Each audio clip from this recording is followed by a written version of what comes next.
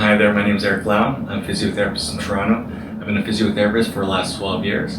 I'm also a member of the Canadian Academy of Manipulative Physiotherapists, otherwise known as CAMPT-Certified. I've been CAMPT-Certified for the last 5 years. In my spare time, I like to weight train and work out.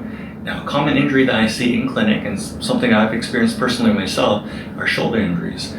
More specifically, a condition called shoulder impingement.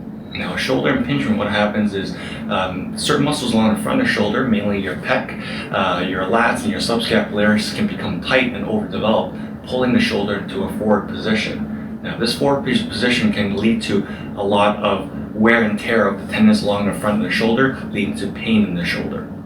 Now, as a CAMPT-Certified Physiotherapist, there's many treatment techniques that we can use to help stretch out your shoulder. As I was saying earlier, with shoulder impingement, what happens is your shoulder is pulled forward due to the tight muscles in the front of your chest and the front of the shoulder. So there's many techniques that we can use to stretch out the shoulder, to stretch it back to a more comfortable position. And then the next step is to give you an individualized exercise routine to strengthen your shoulder, mainly strengthen the muscles in the back of the shoulder to help you get back to the gym. Depending on the exercises that you may be having trouble in the gym, whether it's an overhead press or bench press or pull-up, we develop exercises that help you get back to those exercises so you can train harder in the gym and pain-free. CAMPT-certified physiotherapists have received internationally recognized training in hands-on therapy.